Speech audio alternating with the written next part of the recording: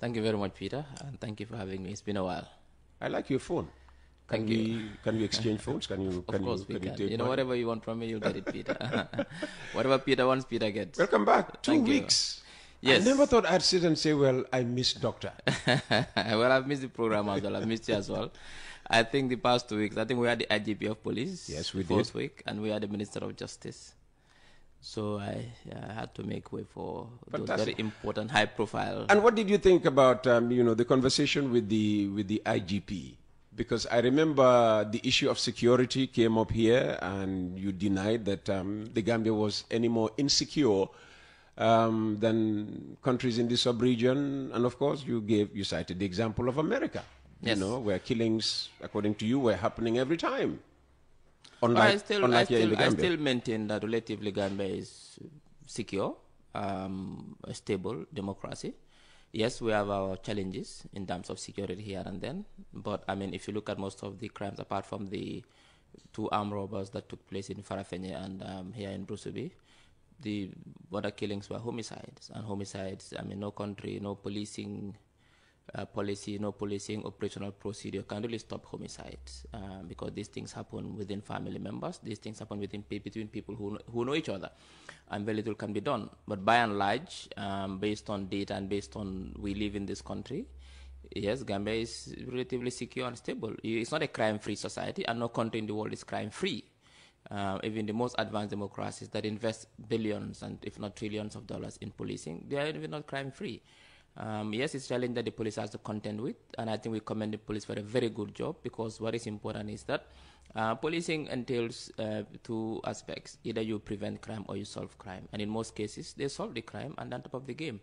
And current seizures of drugs in this country shows that the league is also on top of the game, because now if they were not working, they would not have done these massive seizures, but they're doing a lot of seizures. It means that they're also on top of their game. So we commend the security outfit for doing a very good job, and I think by and large, by all indications, Gambia is a very peaceful and secure democracy.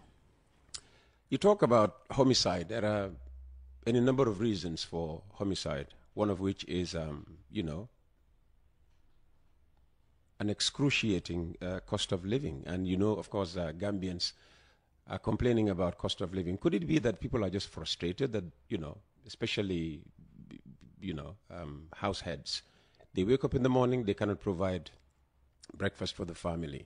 They go through the day, they cannot provide lunch. Evening time, still no meals to provide for the family. Is that driving people to be violent? Well, there's no empirical evidence to suggest that. I think what needs to be done is a proper comprehensive study to find out what has led to the increment in homicides recently. I think that will give us the scientific evidence to suggest that.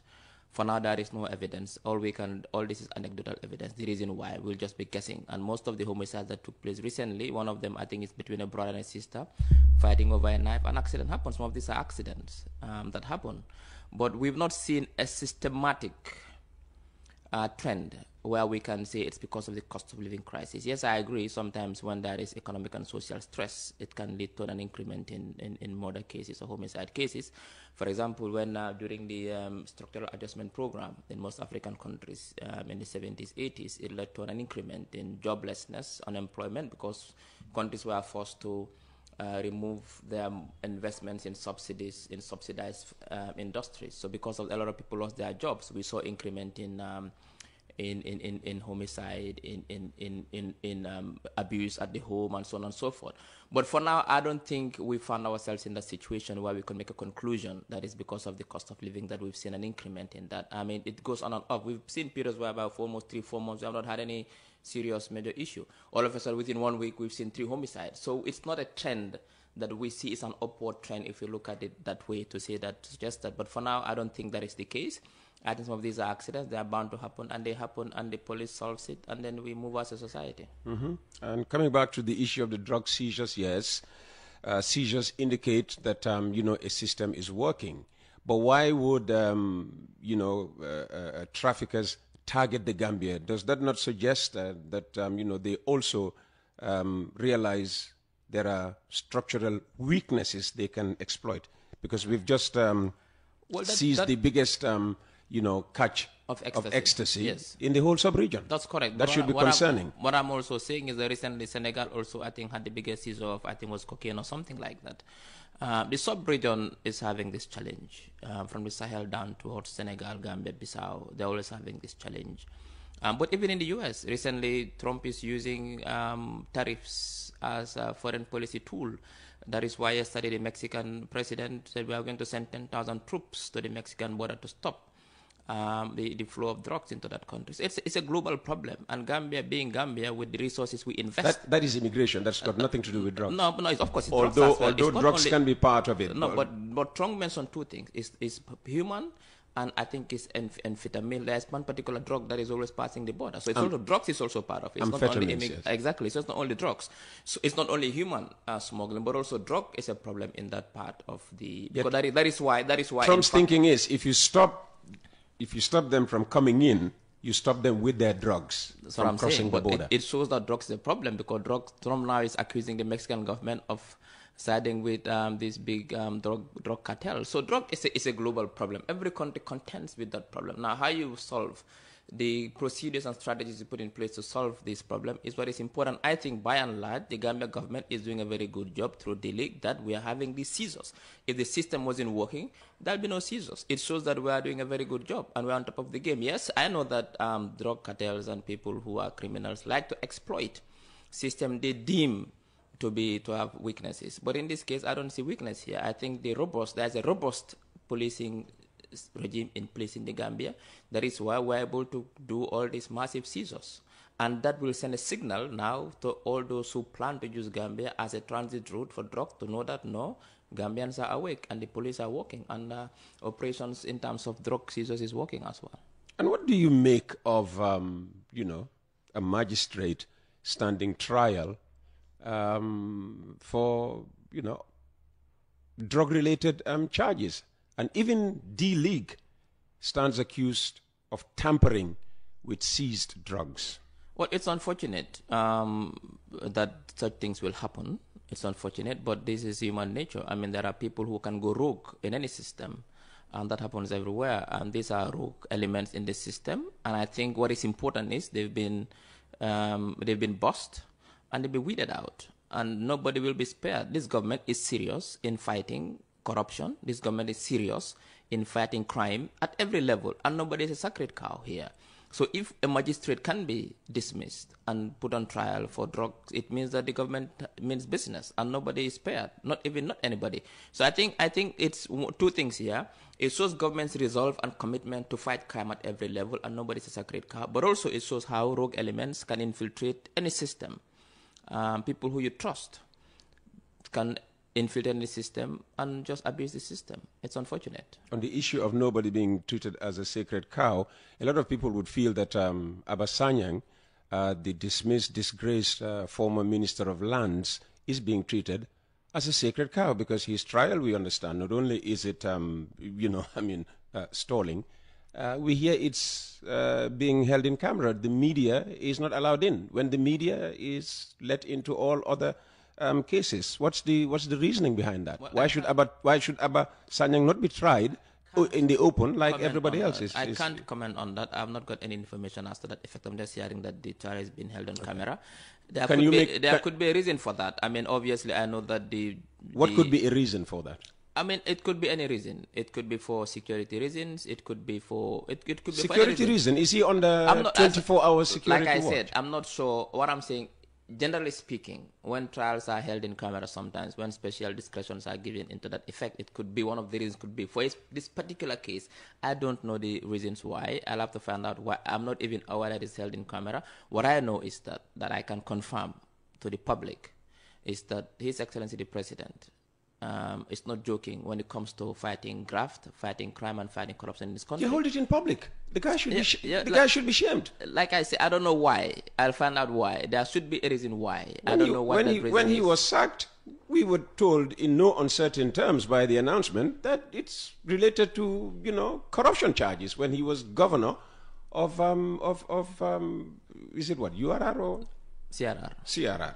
Yes, that's correct. That's correct. Like I said, I don't know the reasons why. I don't know the reasons. So why give him special treatment? I'll have to find out why that is the case. If I fell foul of the government, I mean, the government will be happy to put me on trial and invite all the cameras, to shame me.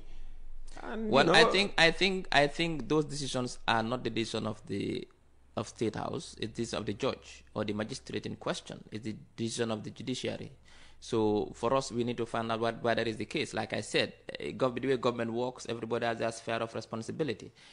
When it comes to certain decisions, we normally blame government to say it's the government, but remember, because of the separation of powers. The government is in charge of the entire system. No, but there is clear separation of powers. The National Assembly can decide to do their proceedings based on how they deem it fit, and without central government executive interfering in it. Judiciary can also decide to, do their proceedings as they deem fit based on the circumstances without the executive interfering. That is the whole purpose of the separation of powers. So, I mean, obviously we cannot hold the executive responsible for decisions made at the judiciary level and vice versa. All right, the third term debate is raging and getting hotter and hotter. The Edward Francis Small Center for Rights and Justice, calling on the president not to go ahead with his declared intention in that interview on QTV. Demba Ali Jao, D.A. Jao, Alaji Barrow, all these people thinking it's a bad idea for the president to seek re-election in 2026. What does Ismaila Ceesay, as Minister of Information, Media and Broadcasting Services, think? Well, you just named 4 people, and by the way, the Edward Francis Small, whatever, I can't even remember the name, it's a one-man entity, so it doesn't matter what he thinks or he doesn't think. That is not important. Dembele Jao has a right to express his opinion. He's a citizen of this country, same as Barrow and the same as anyone else, but millions of Gambians don't have that issue. I'm not talking about that. What they are talking about is that the law permits President Barrow to contest if he so wishes. And anybody who wants to stop that, you are going against the law, and that can be termed as insurrection. You cannot accept a country where there is lawlessness. The president has a right to contest. No law stops him, except that is the case, yes. But as long as the law accepts him to contest, he can contest if he so wishes, and nobody can stop it. I mean, people have a right to sound their opinion. What they can do is everybody has one vote. If they are not happy with the way he's running the country, let them wait until elections and let them go and vote against him. That is the best they can do, but they cannot stop him from running if the laws allow him to run. So you can voice your opinion to say, I don't want him to run for a 3rd term, but you cannot stop it, and nobody can stop it. And I'm going to emphasize that here today. Nobody can stop His Excellency the President from going for a 3rd term if he so wishes. What you can do, the only power they have is their vote, and it's not to vote for him. But anything else, they have no powers. And let me repeat, the Edward Francis Small, I can't even remember the name. Edward Francis Small Center for Rights Don't even call it a center. And Justice. Just call it Edward Francis Small Individual for Right and Justice. An individual who runs it. But that's not fair. It's registered as a center. Oh, please. It's a one-man show. That's it. It's a one-man entity. Yeah, but it is a center. Now, anybody can register something. Now, I don't just stop us calling you Minister of Information. I call you Minister of what? Information, Media, and Broadcasting Services, because that's your official title. So this center is a center, Edward Francis Small Center for Rights and Justice. It's a one-man show, an individual. Call it Edward Francis Small Individual for Rights and Justice. You might find yourself, being defended by him one day soon, Well, that's up to him to do that. What I'm saying is that he doesn't own this country and he cannot dictate. He never claimed to own this country. No, what I'm saying is that it's his opinion to say he shouldn't run. Let him keep his voter's card and wait until election, then vote against him if he so wishes. But nobody can stop the president from running for a 3rd term if he so wishes. Because the law allows him. If you were still, political science lecturer at the UTG, and this issue came up, and your student said to you, Dr. Ceesay, help enlighten us on this issue. What's your standpoint? Well, if I'm speaking on law, only on point of law, I'll make the same argument. The president has a right to contest. When it comes to my own subjective views on what I think, these are subjective views. That has no bearing on what happens. What I'm saying is that I'm speaking on point of law. I'm not speaking on subjective issue as Dr. Ismaila Ceesay what he thinks as an individual. That's my opinion. What I can say on point of law, the president has a right and has a legal mandate to contest again. That is the point. That is clear. Everybody agrees. Even a child born today knows that is what is happening. So anymore, nobody can stop that. Now, it's up to the president to decide whether he wants to run or not. Now, as a citizen, I have my opinion. I have 2 things: my opinion and my voter's card, my vote. I can have express my opinion to say, well, I don't want the president to run for a third term for clear reasons known to me. But if he so wishes to do so, and the law allows him to do that, I will allow him to run. And then if I'm not happy with the way he governs this country, I'll go and vote against him. It's as simple as that. Okay, so you are encouraging those who are not happy with his seeking a third term to vote against him. But if you don't want him to run Can for you a third answer the term, question first? No, what I'm saying is that if you don't want the president to run for a third term, clearly you have a reason why you don't want that to happen.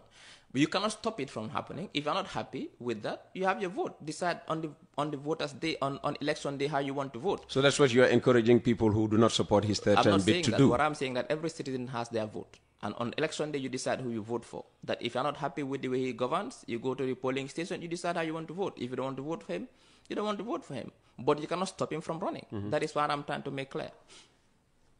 We'll come back to the issue of government and governance.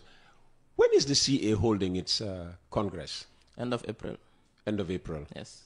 Okay. How many people do you think will be in the hall? That's a hypothetical question, and I'm here as information minister, not as CA leader. So I would rather we stick our conversation to as information minister and talk about the government. I think recently there has been a massive increment in salaries, and we've seen a change in people's bank accounts, particularly civil servants at the lower end of the spectrum, particularly those with grade 1, 1.2, grade 2, grade 3, grade 4. They've almost had a double in their salaries. For example, a cleaner or a driver who was earning $3,000, $3,500 his last month, this month they earn almost $7,000. That is what we should be talking about, that change, because the president believes that the cost of living crisis has seriously impacted people's livelihoods and and also people's way of living. So he believes that this has to be done to cushion the impact of the cost of living crisis. I think this should be celebrated. The first government in the history of this country who has done 3 salary increments consecutively, 2017, 2019, 2020, and now 2024. And this one is almost 100% for some levels. And remember, ministers are not included. Certain civil servants, like those in the diplomatic service, are not included in the increment. All this to ensure that we create a system which is equitable. Because we've seen that even those in subvented institutions like our social security are not even included. This is the core civil service. Those are the lower end of the spectrum. And the focus was made ensure that we focus on those from grade 1 to grade 5 to have almost double their salaries. Currently, as we speak, the lowest paid in this country is not less than $7,000. Okay, government definitely deserves to be commended, but this is just a tiny, part of the population. The greater majority of the population are still struggling, with this cost of living. What will the government do for those people who don't have work in the civil service? Well, what the government has done is to create an enabling environment. What's enabling environment? And promote a pro-growth economy. And that is what is happening. The private sector is booming. Jobs have been created. Self-employment opportunities are there. Where have jobs been created? In what sectors? In fintech. Per se. In fintech, a lot of young people has been provided training in agriculture. A lot of matching grants have been given to the Giraffe project. A lot of with the women empowerment. Yeah, but training does not translate into jobs. Yeah, but it should.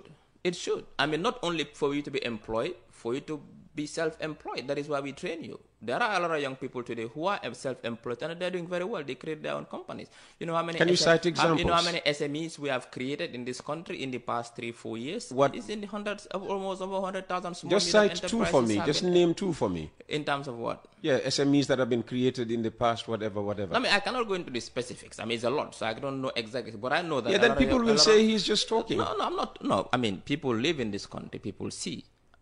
We've seen that the economy is growing. And SMEs are being created. SMEs according to you, young people have been trained in solar installations. Young people have been trained in, for example, FATFAT. Let's look at FATFAT. FATFAT is doing well. It's a logistic delivery service. It's due to because of this kind of and we've created for young people to train, and we have the startup incubator helping young people to start up their own businesses. That's why FATFAT started. They incubate you, they help you start your business. And not only FATFAT, a lot of young people are into content development, are into coding. A lot of young people are doing well in this country. Now, clearly there are jobs. What is the problem with Gambia? There's a mismatch between skills needed and the jobs available. And people, not everybody can, should go to university. Currently, there's a gap in terms of certain skills, certain jobs like plumbers, carpenters. Some of these skills we clearly struggling to get those ones. So I think what we need is to reorient our education system, and that is why the government is building a lot of TVET. Exactly. I was going to say, isn't that what TVET that's what I'm saying. Is supposed to address? I've argued here that education policy is long term. You see, when you start building TVET institutions today, you don't see the benefits today. It takes 3, 4, 5 years down the line for you to reap the benefits. Some of the failures what we are seeing in the system today are inherited, because the previous government did not come up with policies that promote skills building in this country. And we've realized that gap through assessments, through the skills gap assessment. We've seen this is the problem. That is why we are building TVET training centers, not only in the commerce, but also in all across the country, so young people can go and learn the skills to get the job. So for me, what the evidence tells us is that there are jobs, but the skill sets needed to fill those jobs are not what is available. And that is a problem. That mismatch is what is happening. And that is what the government is aware of. That is why we're building skill training centers. We are sending young people away. We are giving them scholarships. Currently, we are giving almost 600 scholarships in skills training, almost 2,400 scholarships at UTG, to ensure young people they have the right skills and the right competence to be able to get the jobs. But again, like I said, governments don't provide jobs. If you look at, we're talking about a lean government. Most countries have a lean government. It's very difficult even in countries with a civil servant because they have a lean government. What you do is to get a big private sector that employs people employ them. That is what this government is doing. You talk about a lean government. One of the criticisms leveled against this particular government is it's expanding all the time. How is it expanding? New ministerial positions being created every now and again. Now we have, for instance, the ATI Commission, not only stopping at, every ministry having a communication officer, but now every ministry is now required to have an assistant communication officer. But these are not new recruitments. These are existing people who work in the ministry who are designated as communication officers. It's not like we are bringing new recruitments into the civil service. No. It's like the PS, who's the communication officer, or anybody he designates in that office. So we're not recruiting new. Now, most the ATI and some of these institutions, they because of necessity. These are strategic institutions that need to exist to serve the public. Government is here to serve the public, and government will do anything to serve the public. Now, yes, we talk about lean government, but when it's necessitated by the fact that it needs to serve the public, for example, the ATI, everybody has been crying aloud that information is a problem, and information is by constitution and by all international instruments, it's a human right. So if we create institutions that give the public the information they need to make informed choices, to hold government accountable and to make government more transparent so they can make informed choices at the ballot box, I think these are institutions that must be lauded. It's not like government is expanding government just because they want to create jobs or because they want to waste money. No, this government is one of the most prudent, financially prudent, fiscally prudent governments. Seriously? Of course, yes. One of the most fiscally prudent when governments. Every audit, activity undertaken by the National Audit Office uncovers discrepancies in every sector of government, and you still call it the most prudent? Let me tell you something. You see, because audits never took place in the Gambia before, or they were never known under Jame. Those audits most of these audits are backed. No, that's not true. That's not true. I will challenge you on this one. What I'm saying is that when did you ever hear? Jame did not have to contend with COVID. I mean, the most rotten findings during that COVID period. The system. That is Adama Barrow, not the system, Jame or Jawara. The rotten system was inherited. There are flaws in the system in terms of accounting. And for me, audit reports, like I said, and that's what audit reports are not, doesn't mean that... we know they're just opinions. They are opinions, and based on, for example, if you come to audit me today, for example, and auditors just look for paper trails. That's what they look for. And they see that, okay, $400 was spent, but there is no paper to show that it was spent. They'll flag it. But it means... And rightly so. That's what I'm saying. So. But it doesn't mean that is the case. Maybe that is why, if they suspect that fraud has taken place, they pass it on to the police for investigation. Investigations can come and reveal whether fraud has taken place or not. So sometimes this audit report doesn't always mean that whatever the auditors say is that there's always fraud or there is always financial malpractice in the system. We need to be cautious how we deal with these audit reports. I mean, for audits, the president believes in the audit reports. That is why he strengthens and supports the National Audit Office. We give them all the support, all the latitude they need to do their job. But what I'm also saying, we need to be cautious how we also approach these audit reports, because even today, if you are audited here, auditors will flag some malpractice, some spendings that cannot be accounted for because you are not there to defend yourself. Yeah, they wouldn't see paper, and they'll come with a report to say, well, we found that Peter Gomez spent 400 to buy donuts, but there is for guests, but there is for trail, and people go around and Peter Gomez stole our donuts. It doesn't work like that. We need to be very cautious. I'm glad you said donuts for guests, because I don't like sugary, you know. Yes, exactly. In fact, I about to drink my coffee. I didn't even see it when they brought it. So what I'm trying to say is that we need to be cautious how we approach these audit reports.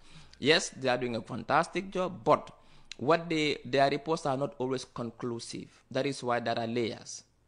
Constitution is very clear. When auditors think that financial malpractices or fraud has taken place, to ascertain that, they give it to the competent body to do investigation, which is the police to investigate. And the police can either, if the police ascertain that yes, it is confirmed that fraud has taken place, they pass it on to the Attorney General for prosecution. Otherwise, they drop the case. So audit reports are not in themselves evidence that corruption has taken place. Mm-hmm. You've not been on the program for 2 weeks, so you deserve at least an hour today to make up for lost time. But I have to make this, my final question. You weren't here when the brouhaha over the audio released by Barrow's predecessor, threatening, Barrow's position came out, Yahya Jammeh, that is.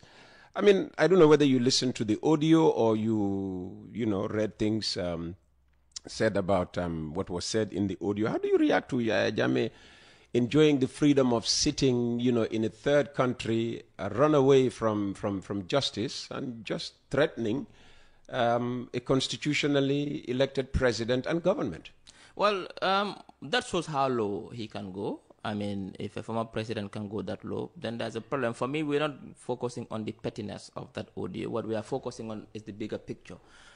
That is, Jammeh will be tried, and then all that is required to do that is being put in place. ECOWAS recently endorsed for that to happen. That is what the Gambia government is focused on, the bigger picture, that Jammeh must face justice. That is what we are focusing on. Now, we don't go down to pettiness. That is why, if you observe, the government did not even respond to that audio, because we don't respond to pettiness. Well, Barrow did. No. What I'm saying is that the government, as a government, we did not respond to the audio. The government is bigger than Barrow now? No, I'm not saying that. What I'm saying is that there was no response from a formal response from the government. There was no formal response. And I'm telling you that Barrow responded. Well, I didn't hear that. Maybe I missed that. I didn't hear the response. Yeah. Through his spokesman, Sankare, a man you know very well. Okay. I missed that. What I'm saying is that there was no formal written response in response to... Yeah, because you were away. If you were here, you probably would have drafted a response. But I could draft the response from anywhere. What I'm saying is that the government is looking at the bigger picture, and we are focusing on the bigger task of bringing Jammeh to justice. That is what we are focusing on. Anything else is not important for the government. Dr. Ceesay, we missed you. Thanks for coming back, and I'll see you next week, God willing. That's Dr. Ismaila Ceesay. In a world where progress never sleeps, one company stands out as the driving force behind infrastructure and energy solutions. Introducing our fuel company and cement producer, where excellence meets efficiency. Jar Oil. The company have 30 filling stations across the country that are all operating, which includes the recently completed Yarambamba and Old Yundum filling stations. And our rates are relatively cheaper than anyone else across the country. Along the years, Jar Oil introduces importation and distribution of cement in their line of business to diversify and strengthen their operations. Are you a cement retailer? At the moment, Jar Oil is the biggest producer and distributor of cement in the country with the most competitive prices in the market. With a focus on sustainability and innovation, we are paving the way for a greener, stronger future. Trust in us to fuel your projects and lay the groundwork for success. We currently produce over 25,200,000 bags per year. as the largest cement producer in the country. Jaha Oil also targets to export cement to the neighboring countries like Guinea-Bissau, Guinea-Conakry, and others. Join us on our journey to shape a world where every drop of fuel and every bag of cement makes a difference. Together, we can build a brighter tomorrow.